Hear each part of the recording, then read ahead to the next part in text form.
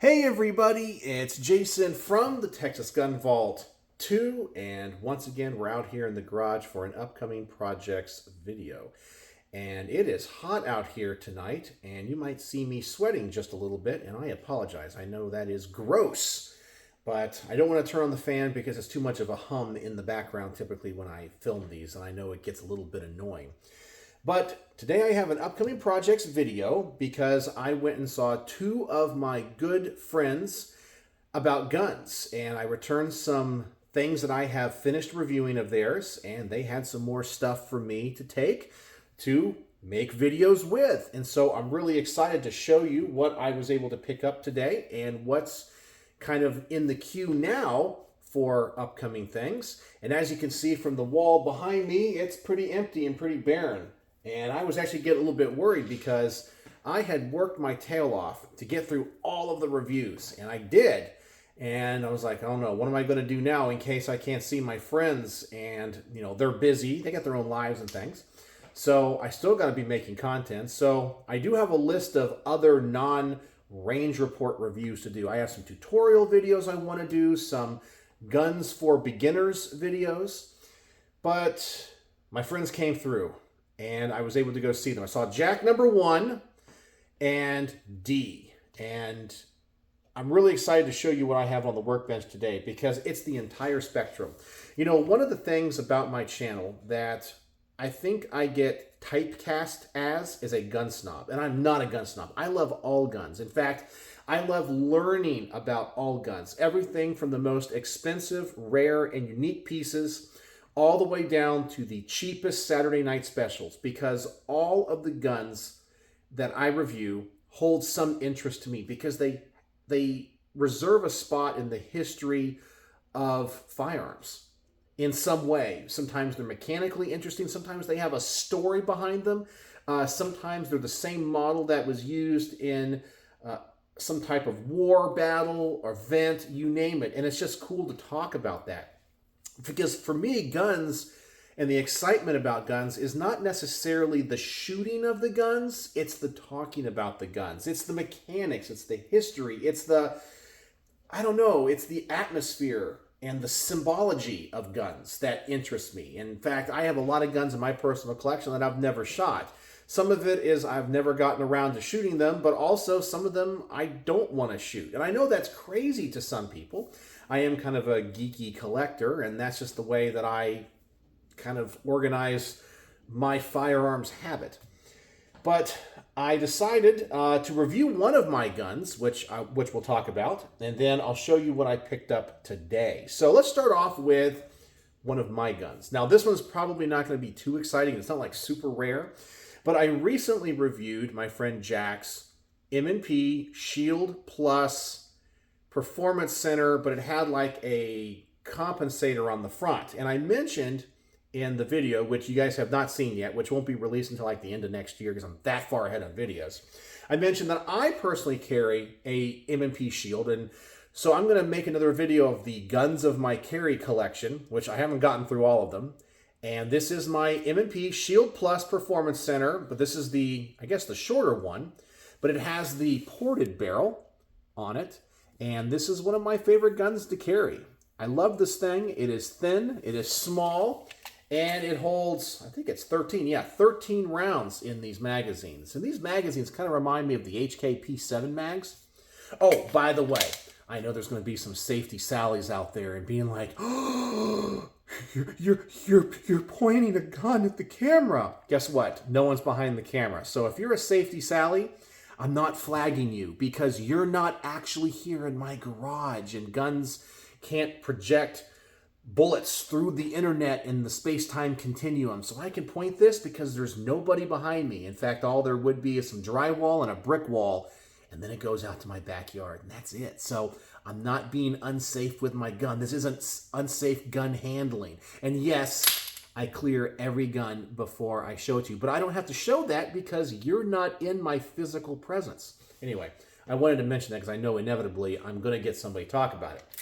So I had decided that this will go into the queue for some upcoming videos because it's a gun of my carry rotation and one that I have not reviewed. So I've reviewed the standard version of this. I've reviewed the one with the compensator, and now I'm going to review mine with the ported barrel. So that goes on the list. This one might not be super exciting, but I really like this gun. All right, so that's mine. So now let's move on to my friend Jack's. So I returned the Rost Martin pistol to him, which I absolutely loved. And what was the other gun that I reviewed of his? Anyway, it was two. And he had a revolver for me this time. And this one is from Heritage Manufacturing. So, not really familiar with this company. And the model of this is the Roscoe 38 Special 3-inch. And so Jack was telling me that Roscoe is, or was, a slang term that gangsters used for their piece. You know, I've never heard it, but it doesn't mean it's not true. I don't think I've watched a lot of like gangster movies from like the 1930s, but I guess the term Roscoe referred to that. And this is what appears to be a copy of a Smith & Wesson revolver. I'm not really 100% sure which model it would be. I think, as I said, it does not look like a Colt. It's definitely a Smith & Wesson. It doesn't have the shroud around the ejector rod. So this thing looks like an old school, like 1930s, 1940s, not Saturday Special, 38 Special, sorry. But this is a Tallow edition, distributor's edition, so it has these kind of fancy grips on them. It has the Heritage mark on this side. And over here, it does say Taurus Arms made in Brazil. So this is made by Taurus, and typically they make pretty good stuff. So we'll have to see. I'll have to do some research on this, but the model is the Roscoe. So if you know anything about the term Roscoe, let me know. And maybe what Smith & Wesson model this is based off of. It's definitely a J-frame sized gun. The trigger in it is okay. Single action, definitely heavy. Double action is smooth and heavy, but nice because you can stage it. So, yeah, we'll have to see. It does have a transfer bar, so it doesn't have the firing pin on the hammer. But it seems to be blued really nice. Everything about it looks good, has a nice fit and finish to it. So this is going to be a 38 Special revolver, and the manual says you can shoot 38 plus P through it, but it's not recommended. So I will not do that in my review. I'll just do standard velocity, standard pressured stuff. So the Roscoe by Heritage Manufacturing. All right. Next up, we got some pistols. I know you guys see all these rifles right here and like, let's get to that. Let's do the pistols first. All right, so next up we have an Atlas. And I know some of my good local fans and subscribers love Atlas. In fact, my friend David, who hopefully will have some stuff for me to review as well soon, loves Atlas. And this one is really cool because I have reviewed a lot of the models, but I have not reviewed the OG model. This is I think it's the Titan. Yeah, the Titan. So it's my understanding this was like one of their early designs. Now, this particular example was done up by Vulcan Machine Works. So all of the gold coating, which essentially is titanium nitride, was done by Vulcan Machine Works here in the North Texas area. But the rest of the gun, I believe, is 100% stock. It was just the finishes on those small parts. And like all Atlas gun works, amazing trigger. In fact, that trigger is probably too light for me. In fact, why don't we measure it? I'm going to guess it's below 2 pounds. It's super light. It's, honestly, I think it kind of might be dangerous for my style of shooting, where I like to stage a trigger. But let's see here. It's going to be so light.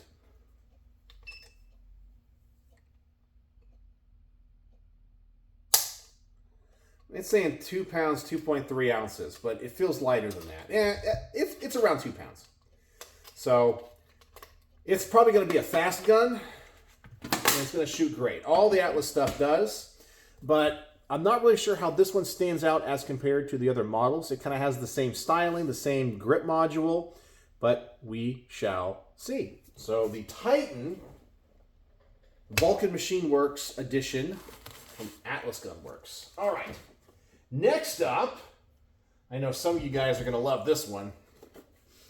It's another Infinity. Oh my gosh. This is like the third or fourth Infinity I'm going to get to review. And these are considered to be the creme de la creme, the top of the line of 2011 pistols. And I know some people can't stand my 2011 reviews because they're like, you're not a competition shooter. You can't review that. Well, you don't have to be a race car driver to own a sports car. But, okay, let's take a look at this box first.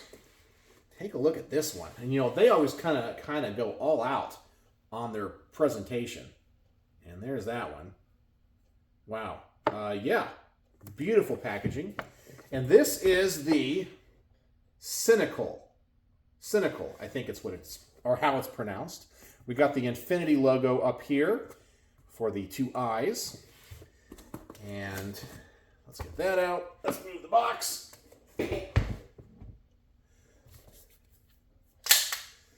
Now this one has an island barrel, but it's not ported. And take a look at the finish on this thing, man. Infinity makes some beautiful guns. Some people think the best guns, or so I've been told, as Donald Trump would probably say. It's not quite a gold color, but it's not quite a flat dark earth. It's something in between.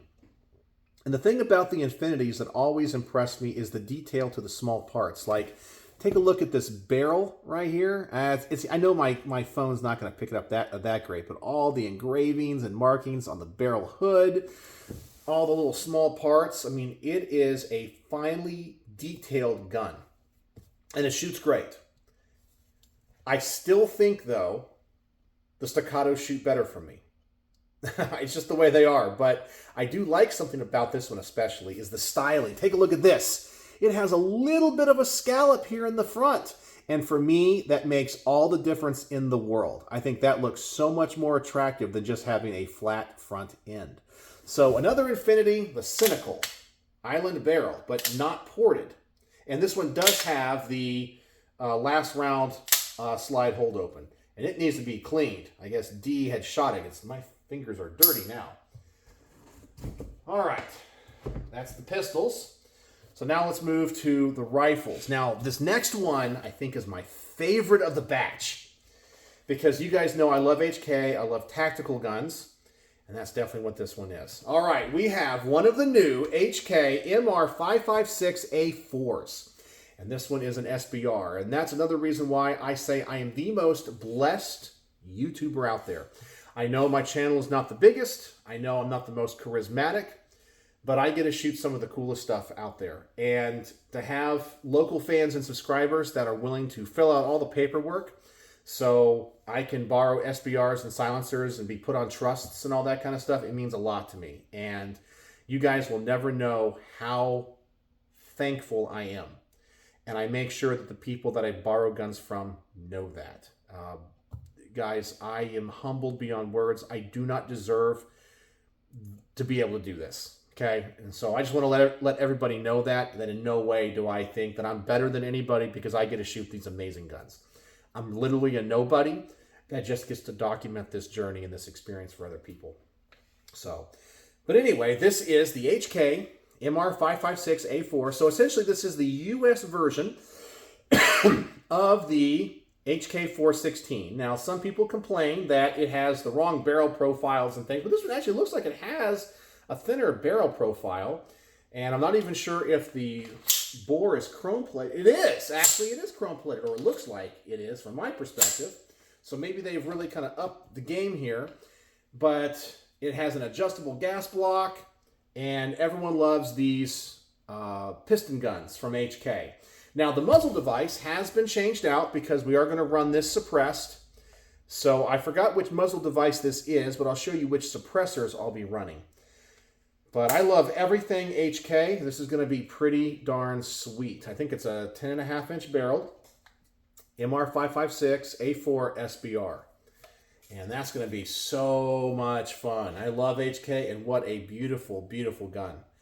So really excited about this one. And let's get through the guns next, and then we'll go over the suppressors. The last one's a big boy. Now, this is a gun that I have only read about, and maybe just because of the content creators that I watch and the sources of gun news that I read and watch don't cover this one. I've never seen one in person. This is the Geissele Automatics Mark 1. And it's essentially the civilian version of what I think they call the MRGG, or the mid-range gas gun. It's chambered in 6.5 Creedmoor, and it is a big boy. Let me tell you what. It is heavy, and this thing is designed for longer distance precision shooting, which I know I will not do it justice. I'll just go out to 100 yards. People are going to say, that's not far enough.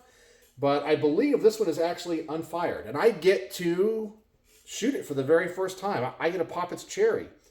It's pretty darn nice, and Geissele makes amazing, amazing things. So this is marked as the Mark 1 multi-cal, but this one is chambered in 6.5 Creedmoor. So there you go, the Geissele Automatics Mark 1. And I got to do my research on all these. And by the way, guys, remember, this is not a review. This is just my upcoming projects video. So don't tell me, I can't believe you don't know everything about that. I literally just picked it up today. I have not even taken it inside the house to really look it up online and learn all about it. So this is about as fresh for you as it is for me.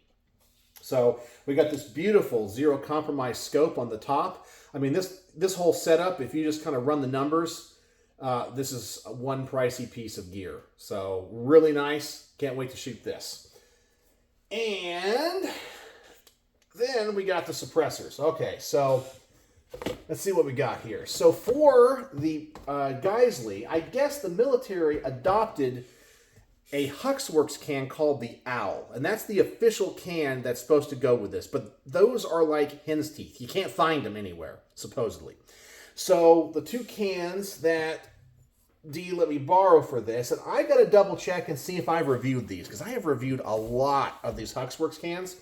I may have not. We have, in fact, hold on a second. I got to show you how old I am here. I got to get some glasses, because the markings on these are kind of small. All right, let's see here. The first one is the Huxworks Flow 762. Does that say TI or 77? I don't know. Oh, no, TI. I may have done this one, but we got that one. One of those flow-through cans. This one is rated for 6.5 Creedmoor. Then we got the OSS Mill Creek. This is the ELQD 762. I know I have not reviewed this one. This one looks like it's seen some action, which is really cool. And I know OSS became Huxworks. So this is one of their older flow-through suppressors. So maybe I should just go ahead and just put that one on. Which way does it go on this muzzle device? I think it goes that way. There it goes. All right, we'll put it up there. And then for the HK, we have a few 5.56 suppressors. But I told my friend D, I was like, well, when I review suppressors, I prefer to review them on gas guns, DI guns, because one of my tests is the resistance test to know if they're flow-through or not. And he goes, you know what, you're right, that's a piston gun. So let me let you borrow a Noveske gas gun, and I have to meet him again, and he's going to let me borrow that, so when I review these cans, I can do it on a DI gun. And some of these are brand new, new stuff. And so the first one, I mean, I've never even seen this one before. Take a look at this guy. Man, that thing looks like a golf ball. It is dimpled for your pleasure. This is obviously a 3D printed can, and it says vent on the bottom. Oh, those are vents, I guess. Let's see here. I don't know. The top, it is made by PTR. Yeah, PTR in South Carolina, 5.56 millimeter. This is the VSM3 is what this is. So I don't even know about this can, so I got to completely learn it and find out what it's all about. That's going to be a cool review. And the golf ball texture of this does not make putting it in the bag all that easy. Yeah, okay. We'll do that in a minute. All right, next up, we have, how many cans we got here? Four 556 cans. Let's get another one out. We have the, once again, this is really, really small. Combat Application Technologies, which I just reviewed one of theirs. This is the WB-A1718 556 suppressor made in Artesia, New Mexico. And that is a brand new suppressor. That thing is brand new. Look at that. And so we're going to be reviewing this guy. And I got to say, the Combat Application Technologies cans are really nice. Their 22 suppressor has probably the quietest sound I've ever heard. It truly is beyond Hollywood to quiet.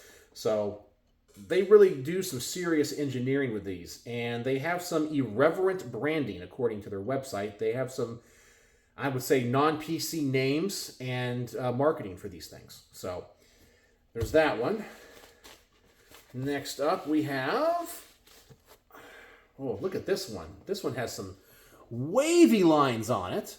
It's kind of an interesting, this one is super light. It looks, and look at that. Man, if you have that fear of little holes, man, that is not an end cap you want to see. That thing looks like a black hole or something in space and physics.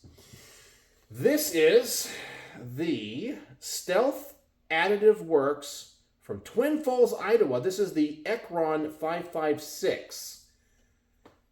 And I have never seen an end cap like that. Wow. And yeah, I don't know what to say about that one, but that is super light. So this one must be made of titanium. There's that one. And finally, if I can get this last one out. Man, it is in there. It must have one of those textures to it that's just hard to get out because it like rubs on the pouch. Why is it this way? I can see it. Let me get the other ones out of here. There we go. Don't fly away on me. There we go. Okay. Yeah, I don't know why this one is so hard to get out of here. Good gosh. I don't want to damage the pouch.